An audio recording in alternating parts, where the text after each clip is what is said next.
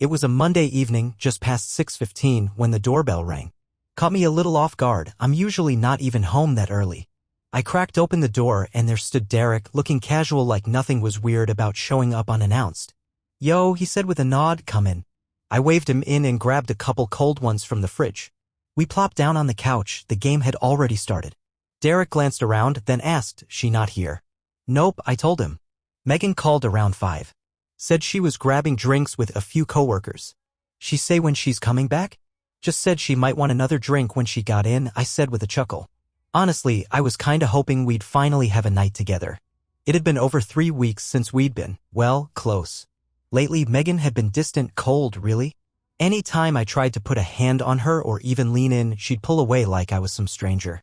Always the same reasons: headache, sore back, tired from work. Just rinse and repeat. Derek hung out for a bit, then stood up. 8 o'clock. "Gotta bounce," he said. I walked him to the door, checked the clock. Yeah, still early. So I cracked open another beer, kicked my feet up, and settled back into the couch. Next thing I knew, I must have dozed off. That almost never happens to me, but something about that second beer hit just right. When I woke up, I glanced out the window. The Yukon was parked at the curb. Megan was home. Kinda strange, though. She hadn't woken me up when she came in. We could have gone to bed together, maybe reconnected finally. And we actually did. No complaints from her that night, which felt like a damn miracle. But the next day, driving home from work, my mind circled back to that same dark place. Why is she always finding a reason to say no? No man wants to feel like he's not good enough. But that's exactly how I've been feeling. A couple weeks ago, she hit me with, "Do you think I'm too loose?" Caught me off guard big time. I tried to play it cool. "Where's that coming from?" I asked. "Of course not," I told her. Then, trying to lighten it up, I added, "Maybe I'm just a little too small for you." She leaned in, all soft and sweet. "You're not small, babe. You're perfect." "Yeah, right?" She was lying and not even good at it. Either be honest or lie like your life depends on it. But don't half-ass it. Still, I loved her. When I asked her to marry me, none of that stuff mattered. She'd said yes. But even back then, deep inside, there was this quiet voice whispering, this might not end well. Back to that night, I rolled over in bed and gave her a gentle nudge, hoping maybe she'd turn toward me like she used to.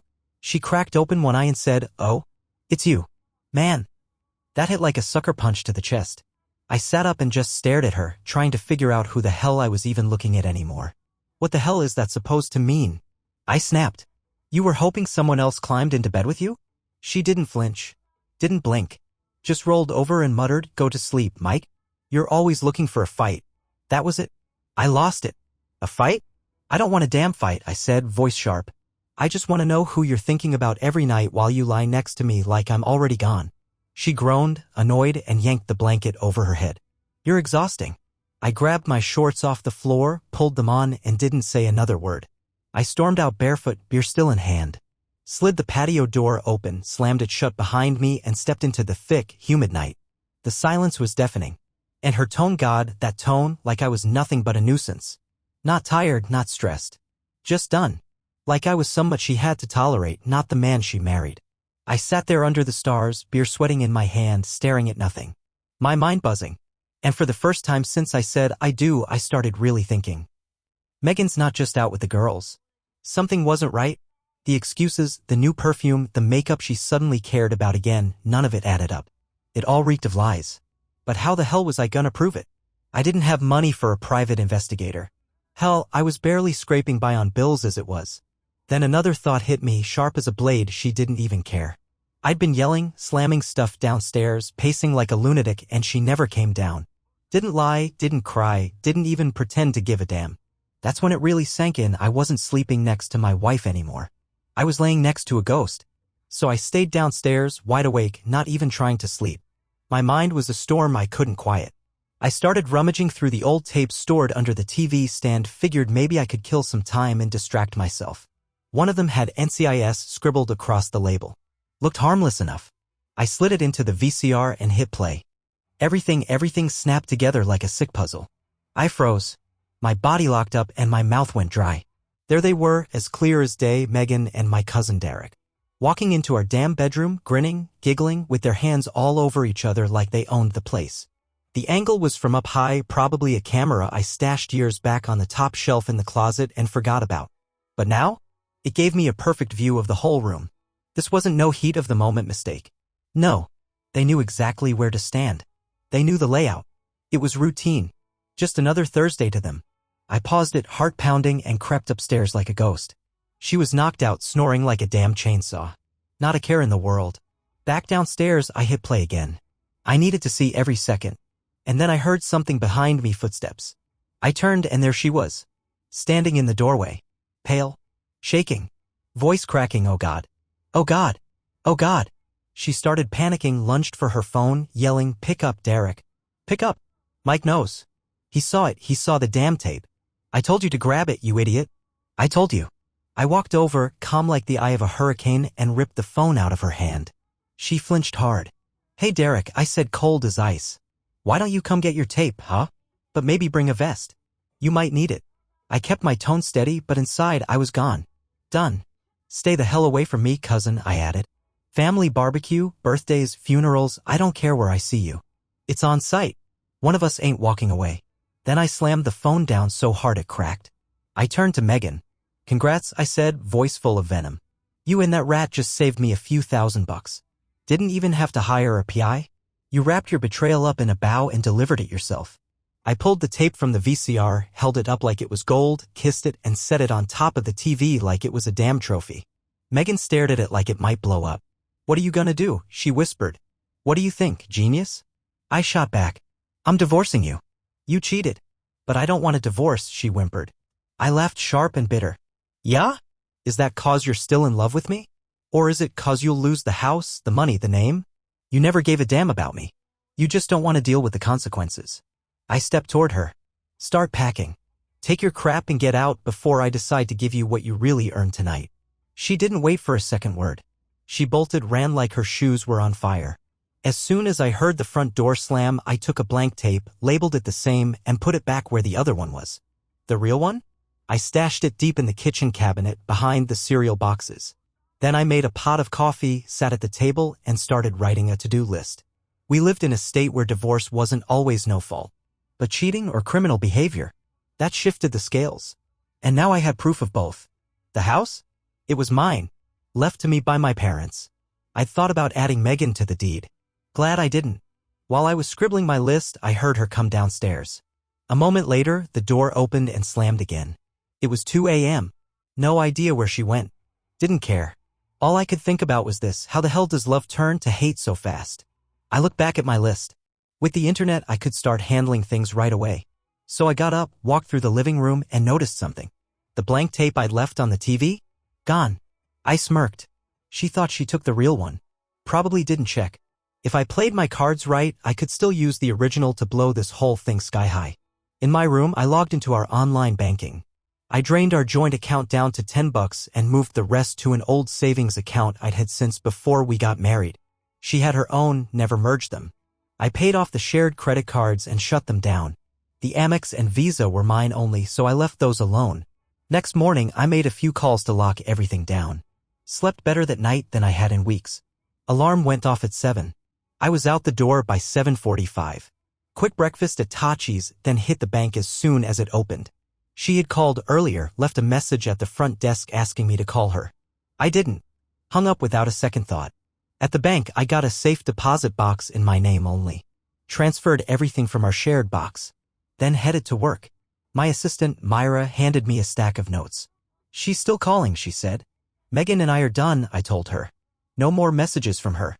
She just nodded. "Alan wants to see you." Walked straight into his office. Alan glanced up. "You picked a hell of a day to be late," he said. "You're flying to Atlanta. Morgan's people won't sign, you're going to fix it." I shook my head. Bad timing. I need to file a restraining order. Change the locks. She might try and take the house while I'm gone. "Give me your keys," he said. "I'll handle it. Call Bird Ellsworth, he did my divorce." "Good guy. Shirley's booking your flight." I couldn't argue. The job paid too well. I rushed home, packed a bag, set the machine, and called Ellsworth from the car. The second I said my name, he picked up. I told him everything. He gave me tips. I gave him my card. At the airport, after fighting through TSA, I sat at the gate thinking about the lie I told him that Derek had said, if he flips out, I'll kick his ass straight, and that Megan replied, "Great. Can I watch?" Might give him a love tap myself. Total BS. Never happened. Wouldn't hold up in court. But if it kept her out of the house till I got back? I'd lie 10 more times. After what she did, I'd earn that. Ellsworth said getting the order would be easy. All I had to do was show up in 10 days to make the restraining order official. The Atlanta trip went smoother than expected. Within the first hour, the contract was signed, sealed, done. Alan gave me a ring. Locks are changed, he said. My son-in-law's a cop, he'll keep eyes on your place. I squeezed in 2 more client visits while I was there. Before flying out, I realized my phone was still off from back-to-back meetings. Flipped it on. 6 missed calls, 3 voicemails. 1 from Ellsworth. The other 2? Megan. Deleted hers without even listening. Same old script, call me. We need to talk.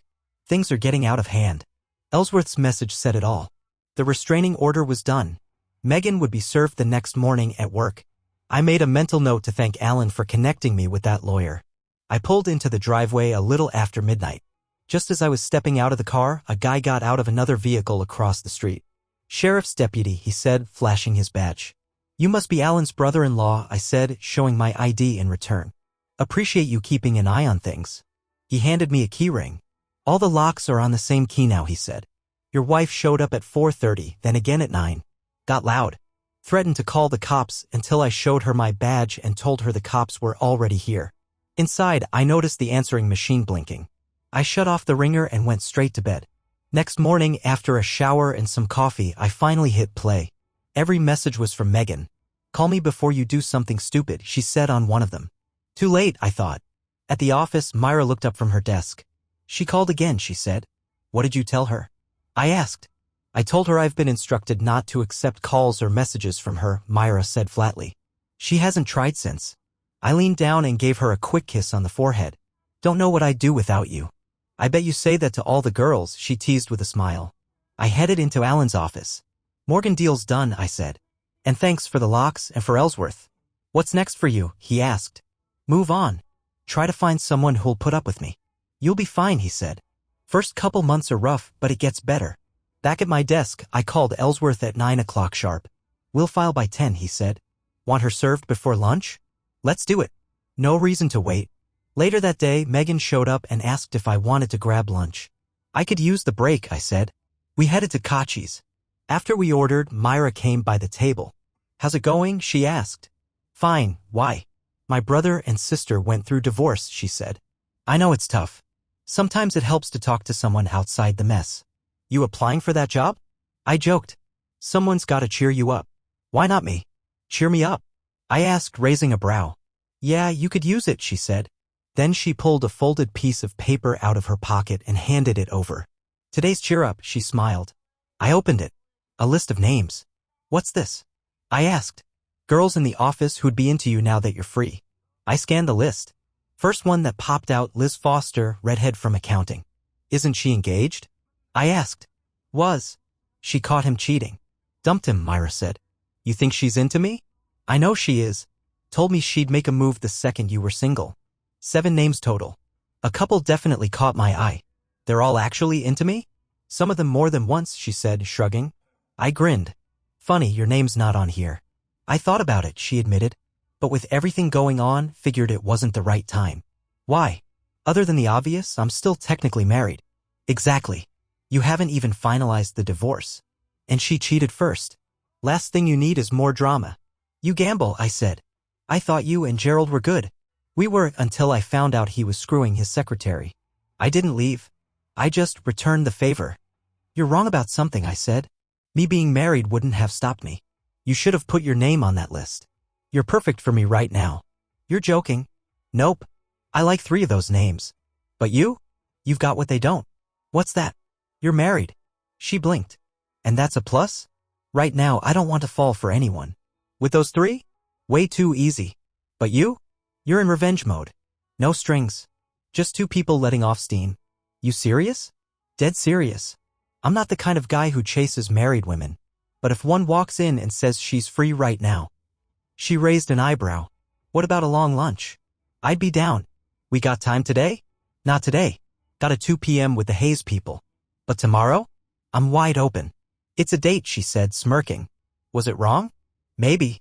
But Megan cheated first. Ellsworth said she'd been served while I was eating lunch with Myra. So now? We were legally separated.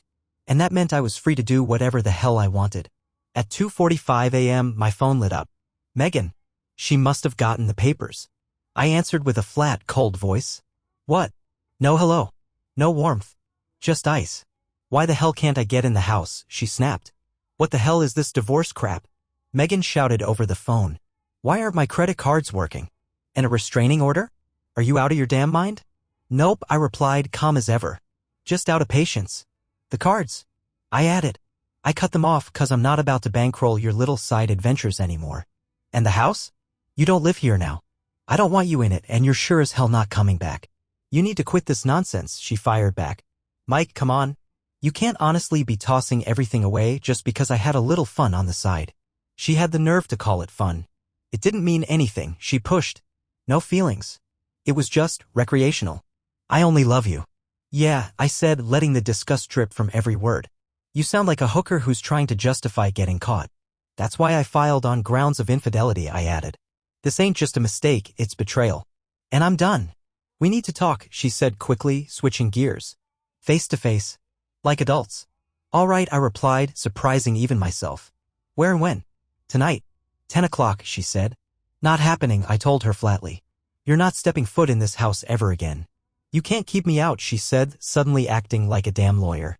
I can, and I already did, I shot back. You're not on the title. My parents left it to me, not to us. You want your crap? Fine. You can come pick it up, once my lawyer sets it up. And someone will be there to make sure you don't take what doesn't belong to you. Oh, come on, she said, shifting into sweet talk mode. Why don't we skip the legal drama and just fix this? I'll talk, I said. Just not in my home. That door's closed for good. You're being unreasonable, Megan snapped, her voice starting to crack. No, I said coldly. I'm being smart. You should try it sometime. Fine, she huffed. Tomorrow night. Angelina's. 6 o'clock. Booth in the back. I didn't even say goodbye. Just hung up. I stared at the phone like it was some kind of bad joke. She really thought I was gonna swallow that just sex garbage like it was an aspirin. She'd played me for years, and now she was just playing desperate. Still thought I was that same naive guy from back when we met. What she didn't know was that guy. I buried him the second I saw that damn tape. Later that night, after work, I hit the landing strip for a drink. It was Wednesday, open mic night. Figured a few bad jokes might help clear my head. I grabbed a stool at the bar. Karen came over with that easy smile of hers. The usual, Mike? She asked. I dunno, sweetheart, I said with a grin. Usually it's a PBR and a date with you. So far, I'm only getting the beer. Told you, she smirked. I got a guy and I'm keeping him. PBR it is, I said. Then a woman stepped on stage and grabbed the mic. She started with a joke. A survey guy tells Will, bad news. Your farm's not in Minnesota, it's in Wisconsin. Will sighs and goes, thank God. I was just telling my wife I couldn't handle another damn Minnesota winter. A few chuckles. She kept going.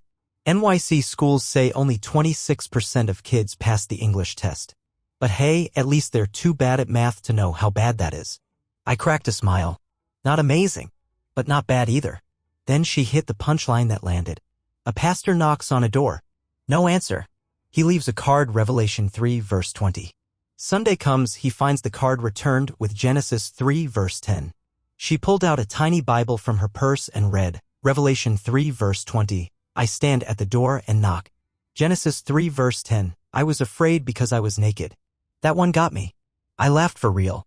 2 more comics came up. Both decent. By the time I left, I felt lighter than I had in days.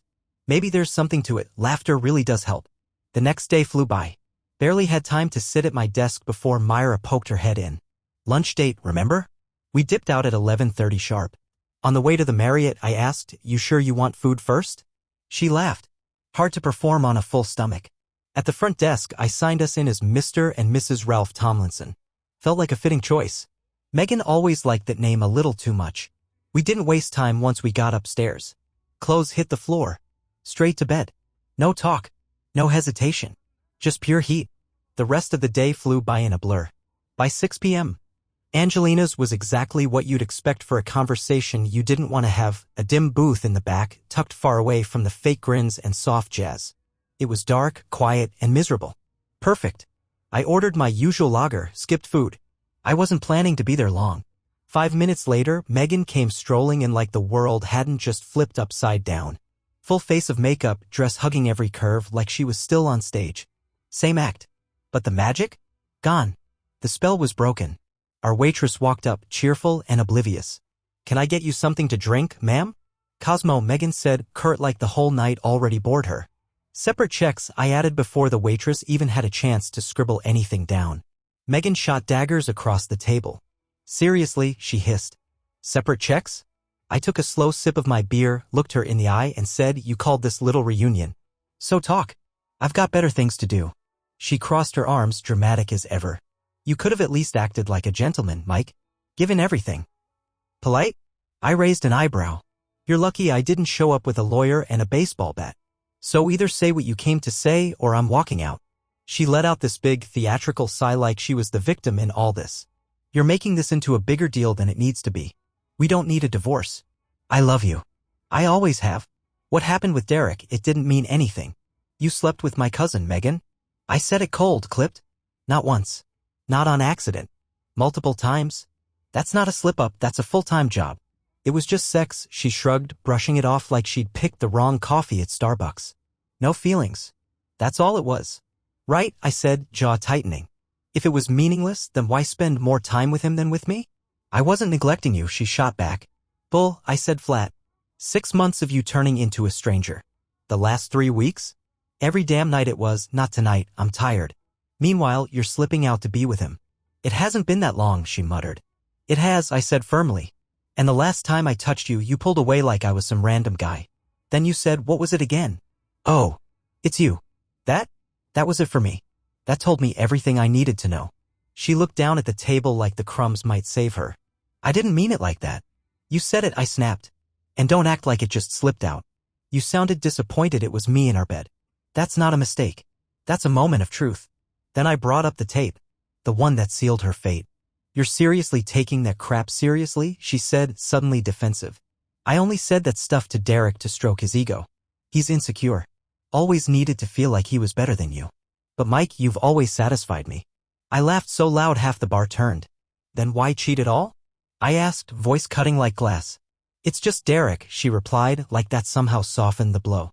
It's not like I was sleeping around. One guy, I said, leaning in, is still one too many. She leaned forward too, this time looking like she might actually believe her own lies. Up until the tape, we had a good marriage, didn't we? Good. I repeated. Maybe, but not great. And knowing you were screwing him before we even got married sure didn't help. Okay, she admitted, staring straight at me. I was seeing him then. But I married you. I chose you. I love you. Then why keep going back to him? I asked, voice flat as concrete. She hesitated, then went for the gut punch. Because he gives me something you don't, she said. Sighs, Mike. But maybe you should think of it like Derek was helping you out. I blinked. Just stood there for a second, staring at her like she'd grown another head. You're insane, I finally said, pushing back from the booth. If that's your idea of a defense, I added, this conversation's over. As I slid out, she fired one last shot. You won't win the infidelity claim, Mike. You don't have proof. I turned to her, calm again. Stone cold. You're forgetting about that little gift you and Derek left behind, I said. The tape. She smirked. You sure you still have it? Oh, I'm sure, I said with a slow grin. And then I walked out. Bet she thought she grabbed the real tape. Turns out Megan had swiped the real tape after all. Rookie move on my part. I was just reaching for the car door when I heard the sharp clap of heels slapping the pavement behind me. Mike, wait. Megan called out, rushing after me, breathless. I turned slowly, leaned on the roof of the car like I had all the time in the world. I need to get into the house, she huffed. I need my clothes. I met her eyes without blinking. Have your lawyer call mine and arrange it, I said, then slid into the driver's seat. Rolled the window down and added, bye, Megan. Wait, Mike, just wait a damn minute, she shouted as I pulled away. Could I have let her grab her stuff then and there? Sure. Would have been the nice thing to do. But I didn't feel nice. I felt like burning it all down and salting the earth behind me. She'd need a lawyer and good luck finding one on the weekend. That bought me time. All weekend, in fact, to bag up her crap in trash bags, and believe me, I didn't fold a single thing. If the universe was kind, she'd have to dry clean every piece before she wore it again. Was I bitter? Nah. I was wide-eyed and crystal clear. I slept like a baby. Friday at lunch, Myra asked, got any plans this weekend? Not really, I said. Want to spend it with me? She asked, grinning. I'd love to, I said. But how you gonna hide it from your husband? He's going fishing, she said. Packed up this morning. He's leaving right after work. I'm yours till noon Sunday if you want me. Silly woman, I smirked. Okay, how about dinner and dancing tonight, then home to play? Saturday we sleep in, mess around, dinner again, more play. Sunday morning, one last round and then brunch. Everything sounds good except the dancing, she laughed. Less dance, more play. That won't work, I said. You don't run out of steam. I need recharge time. She gave me a wicked smirk. All right, we'll go with your plan. Back at the office, I told her, I'll pick you up at 7.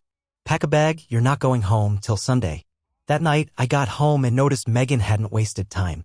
Her side of the closet was partly cleared out. A bunch of her stuff was gone. Then I saw it, a busted window in the family room. Glass on the floor. Blood on the shards.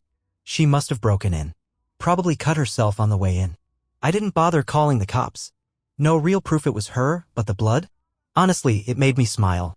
Found a glass repair place in the yellow pages, gave them a call, set up a visit for the next day, and left the mess until morning. Went upstairs, showered, got dressed, ready for the night with Myra.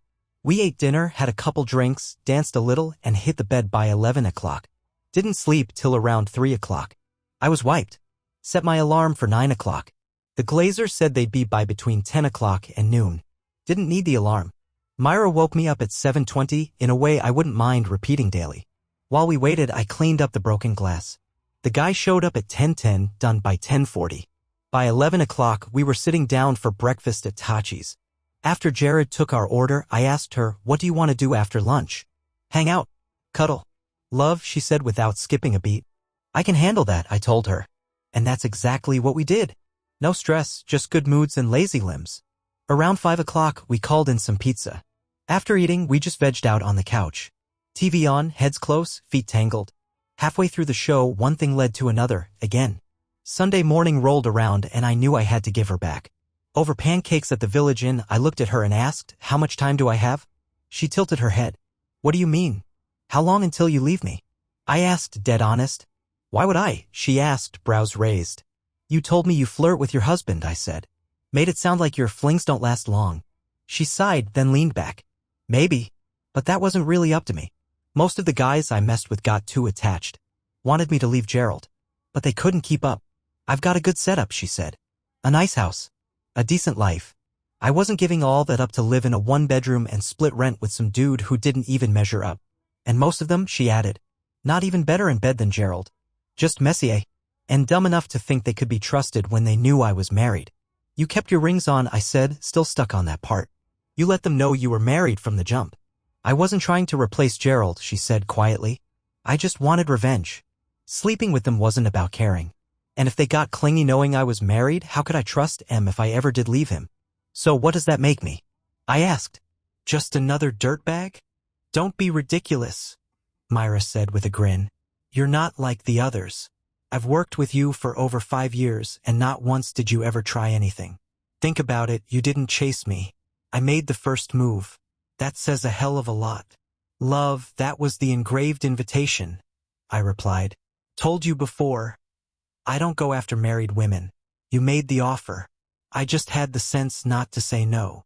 If I ever leave, she said quietly, it won't be anytime soon. We got time for one more round before I take you home? I asked. That smile of hers widened. Yeah, that was a yes. Sunday night, I crashed into bed with the kind of peace I hadn't felt in years. I probably slept better than anyone in the county. Hell, maybe the whole country. But then Monday rolled around, and reality came knocking like a debt collector. On the drive to work, I thought about Myra. About us. I knew this thing we had couldn't go on like that forever. It had been one hell of a weekend, but I was in the middle of suing Megan for adultery. If she got herself a sharp lawyer, he'd start digging. And if he came up with something on me, I could lose the house. Everything. If I stayed squeaky clean, I walked out ahead. But if I got caught with Myra, Megan could turn it around on me. Still, I wasn't ready to let this go. I'd lived with nothing for too long. Nothing but cold shoulders and lies. And I wasn't going back to that. When I got to the office, I called Myra in and laid it all out. We've got a problem, I said. Any ideas? She leaned against the doorframe. A few, she said. But I'm not sure. If you've got something, spill it, I told her. Let's hear it. All right, she said, smirking. First off, those stiff chairs out front? Trash. You need a real couch. Something soft, something inviting. That way people can sit or lie down. I can do that, I nodded. And since you're always staying late, she went on, I'll stay too, to help. Once the couch is in, I leave first. You wait 10 or 15 so nobody sees us walking out together. Not bad, I said. What else? I could book a hotel room during lunch. I call you with the number. You show up like you're going to a meeting, head up to the conference floor, then take the stairs down to the room. Looks cleaner. That's pretty smart, I said. But how many fake meetings can we pull off before someone catches on? That's why, she said. You hang a do not disturb sign on a real conference room door as you pass it, in case someone's watching. Makes it look legit. But the rule, she finished, is we never enter or leave the same place at the same time. All right? I nodded. Book the conference for tomorrow. Let's test it. She smiled, gave me a quick wink, and went back to her desk. That day dragged like wet cement.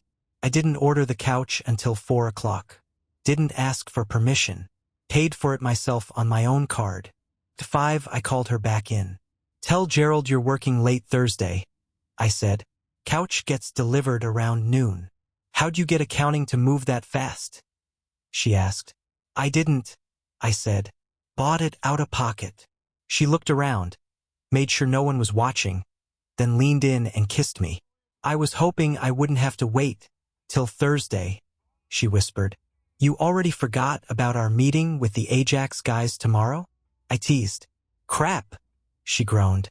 Totally slipped my mind.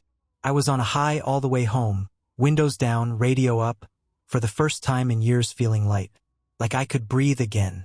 Then I hit the driveway, and there she was, Megan, parked smack in front of the garage like she owned the damn block. Dead center, blocking everything. I pulled off to the side just far enough so she could leave, if she had the sense to. I stepped out. She stepped out too, real dramatic. We need to talk, Mike, she said, charging over.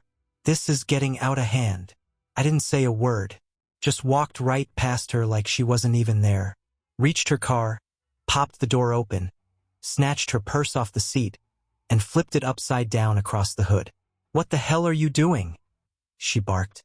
Lip gloss, receipts, keys, random junk, scattered everywhere. I sifted through it, peeled off a 20 from the stack of bills. You still owe me $14 for the window you busted, I said, sliding the cash into my pocket. Consider it collected. And no, Megan, I added, turning to her. We don't need to talk. I already said what mattered. The rest? I don't give a damn.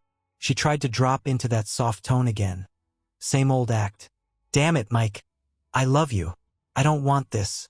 We can fix it. It doesn't have to end like this. You love me? I asked, finally turning around. Megan, you were screwing my cousin before I even put a ring on your finger. You call that love? That's treason.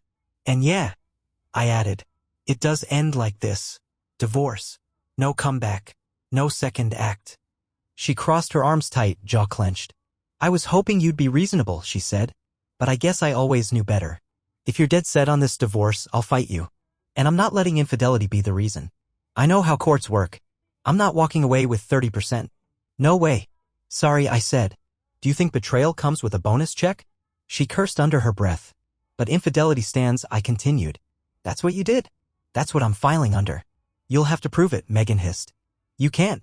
It's your word against mine. And I'll lie till I hit the grave. You try to screw me over, she snarled. I'll drag you down with me. You must have forgotten something, I said, raising an eyebrow. I've got visual proof. That little sex tape you and Derek so thoughtfully filmed? Full view of the room, solid camera angles, real clear quality. Megan just smirked, cocky as ever.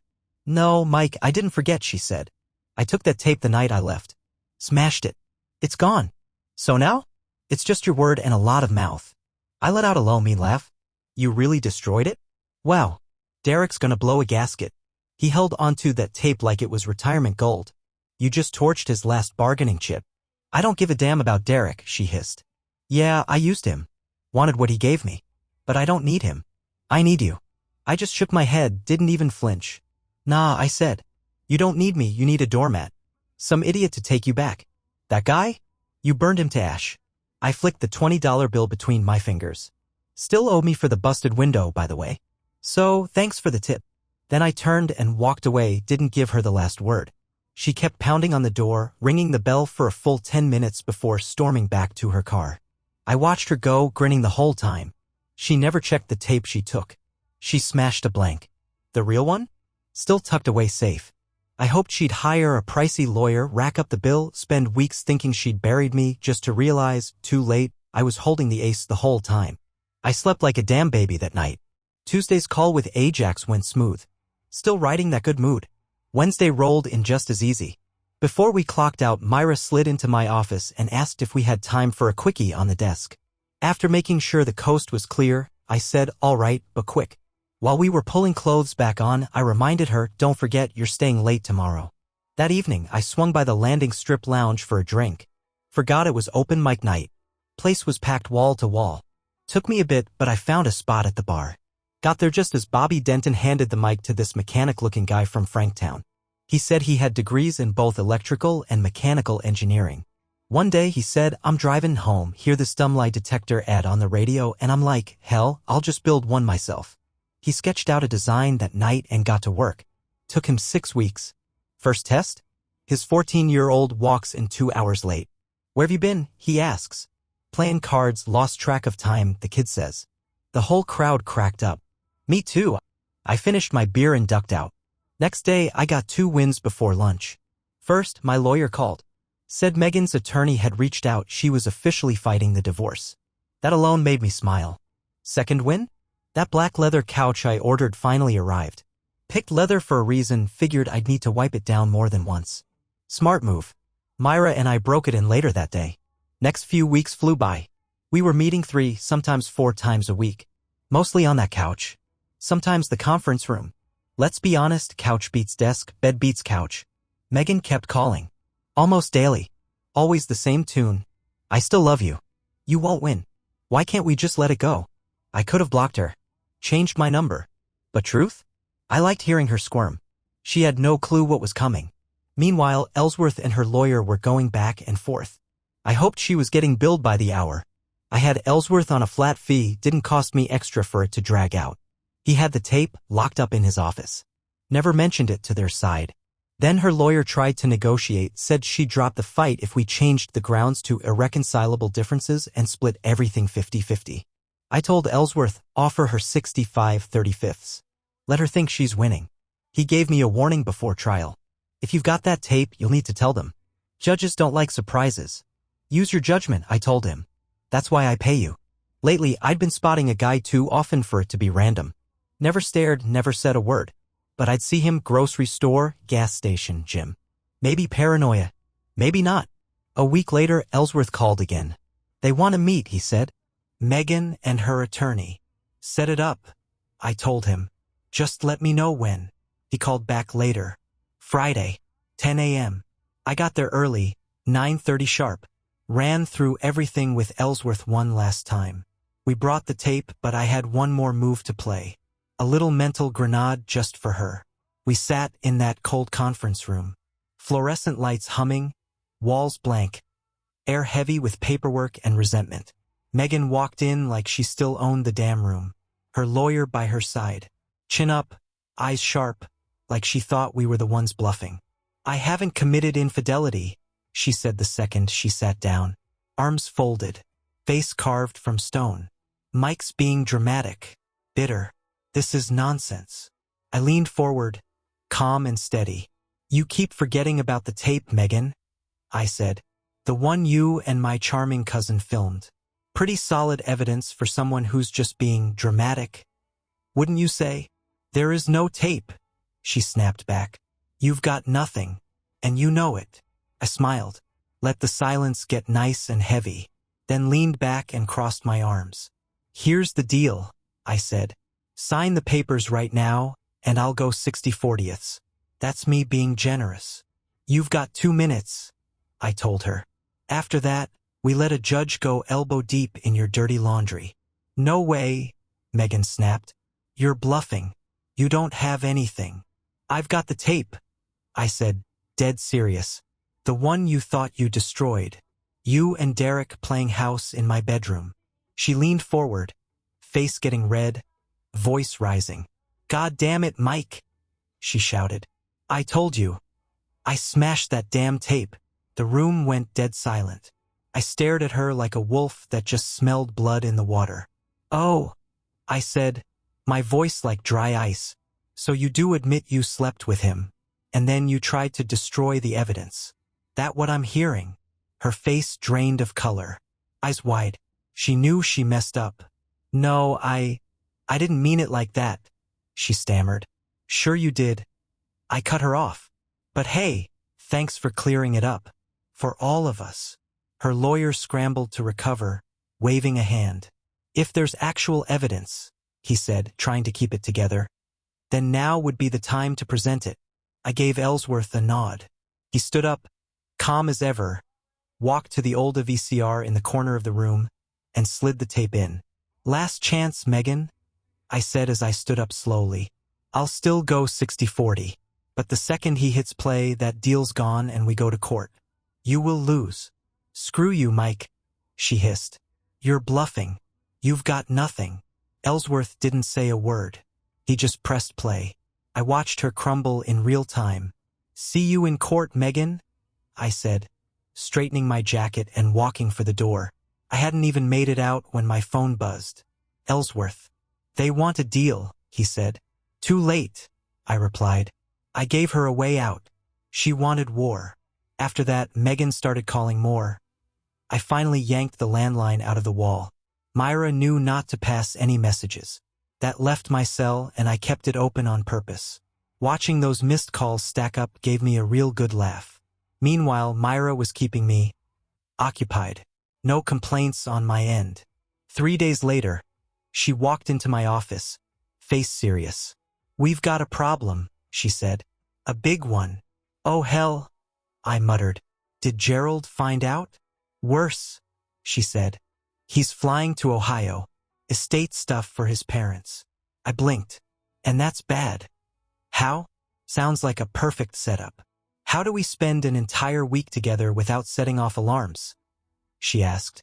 I thought for a second. Simple, I said. You leave work 30 minutes before I do. Park a block from my house. Keep the blinds shut. I'll show up after. We do our thing.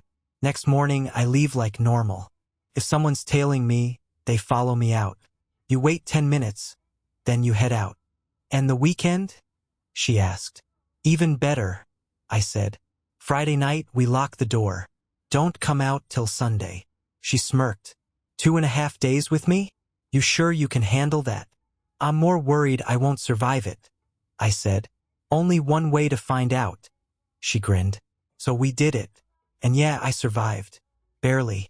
But when she left Sunday, something hit different. Watching her go back to that normal life messed with me more than I expected. She wasn't just a fling anymore. I liked being around her. We clicked, hell we fit, in ways Megan and I never did. Still, I knew myself. Once the divorce was finalized, I'd want something real again. I wasn't built for sneaking around forever. I liked waking up with someone beside me. I could see that with Myra. But she never said if she'd really leave Gerald. She seemed content playing this out in secret. That made me think back to that list she gave me early on.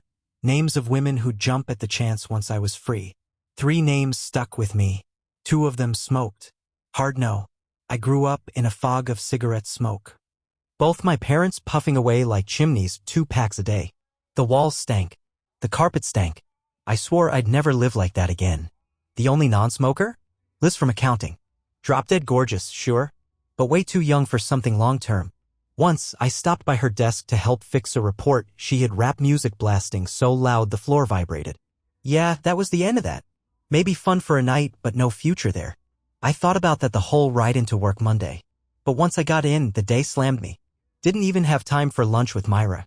Later, right before I was about to leave, Ellsworth called. Megan wants to settle, he said. I know you've got leverage, but I'd suggest 60-40. Normally, infidelity gives us the edge, but 2 of the judges in our district are women. They tend to rule 50-50. Just saying it's a risk. I paused for a second. Offer her 65-35, I said. Let's see if she bites. Things slowed down toward the end of the day. Myra poked her head in. No long lunch today, she pouted. Can I at least get a little couch time? She got it. Next morning, Ellsworth called again. She took the deal. She'll sign on Wednesday at 5 o'clock. But she also asked to meet with you real quick. I didn't see the point. Maybe she wanted to get in one last jab. Maybe she thought she could shake me. Either way, I figured the sooner I wrapped this up, the sooner I could stop sneaking around. Tell her I'll be there at 2, I said. She can have her little meeting. That afternoon, we walked into the conference room. No greetings. No chit-chat. Just air thick with regret and tension. I sat down, arms crossed, not saying a damn word. Just stared through her like she was already a memory. She stood there for a second, waiting for me to say something. When I didn't, she finally sat across from me, let out a deep, fake breath like she was the one hurting. I don't want this, Mike, Megan said, her voice low and shaky like she was trying to sell sincerity. I know you don't believe me, but I love you. Maybe we can fix this. Maybe we stay together. I leaned back, gave her a long, hard look. Nah, I said. That ship sank a long time ago, Megan. Look, she said, voice trembling. If this had just been a dumb, one-time thing, some drunken mistake with an old flame, years into the marriage, maybe I could understand that. I leaned forward, resting my elbows on the table. But you didn't just make a mistake, I said. You built a whole damn routine. You had a whole relationship with him before we were even married, I said, my voice steady, holding back the fire. You stood in front of God, my family, your family, and lied to my face.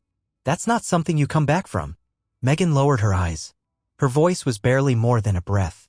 I don't even love Derek. I barely like the guy, she said. But I do love you. I let out a scoff. Then explain this to me real slow, I said, leaning in. You gave him your body again and again, while the man you claimed to love went months without a single damn touch. No hugs. No sex. Just cold shoulders and half-baked excuses. I shook my head. That's not love, Megan. That's cruelty. Plain and simple. She blinked fast. Tears welled up. But I wasn't buying the act. That's it, she asked, her voice cracking. That's all you've got to say? You're just done. Yeah, I said. I'm done. I can't trust you. And without trust, there's nothing.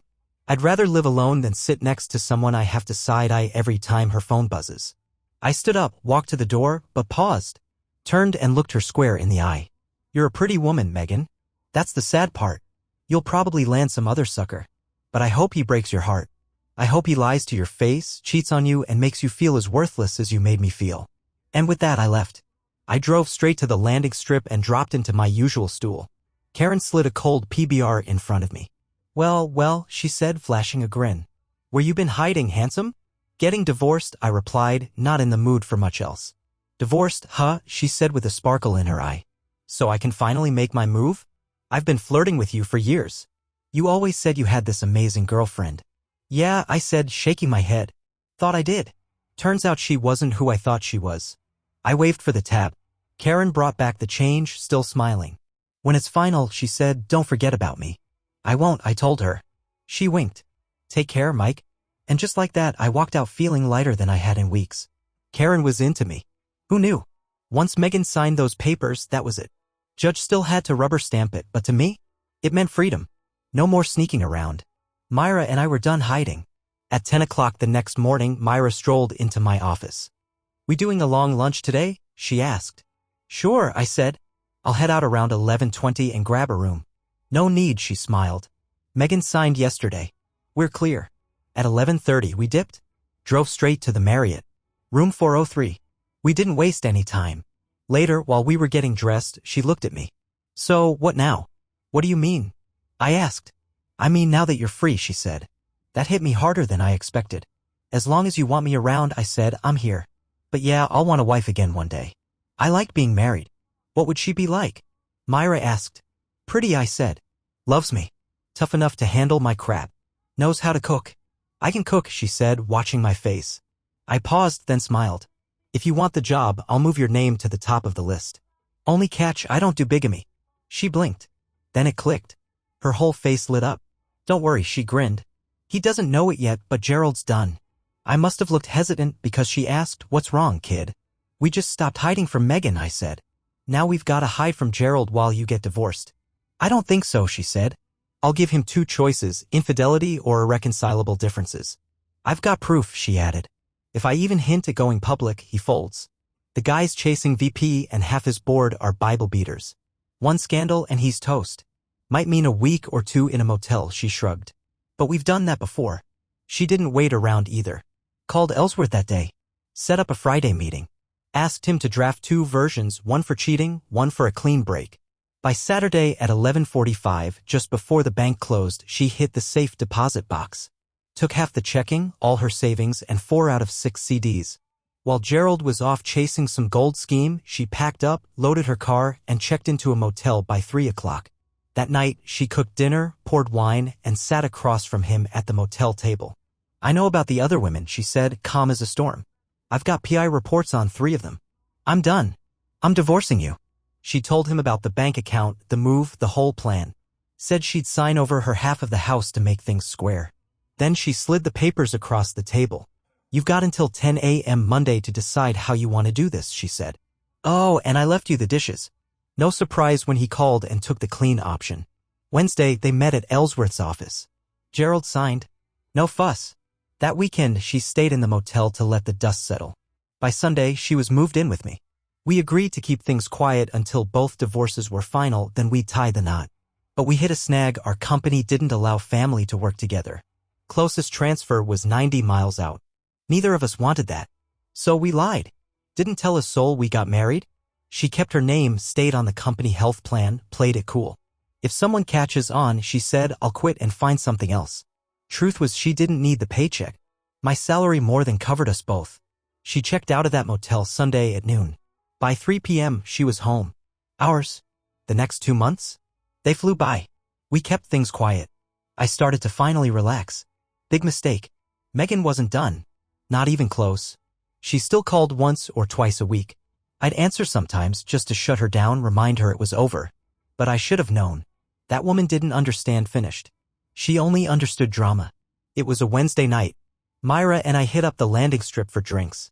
Nothing new, we liked the place. Always had. But that night, we were there for Shelley from accounting. Her first time trying open mic. We were there to show support. She was sweet, bless her heart, but Myra leaned over mid-show and muttered she better not quit her day job. Facts, I said. Let's hope she's funnier with spreadsheets. Shelley got up and grabbed the mic, smiling big. So this guy's reading the paper, she started, and his wife smacks him with a frying pan. The joke played out, something about a note with Jenny on it, a horse race, and 3 days later, another smack because your horse called. Polite laughs from the crowd. Myra just raised an eyebrow. Shelley kept going, told one about an old married couple who hated each other. The husband swore he'd haunt her from the grave. When he died, she buried him upside down so he wouldn't stop to ask for directions. A few chuckles. I sipped my beer. Well, she tried, I said. Bless her heart, Myra said, smirking. But yeah, stick to numbers. Just as Bobby Denton stepped up to introduce the next act, I felt something cold and sticky splash across my back. Keep your damn hands off my man, you hooker, a voice shrieked behind us. I turned around and there she was. Megan. Red in the face, eyes wild, dumping a drink right over Myra's head like we were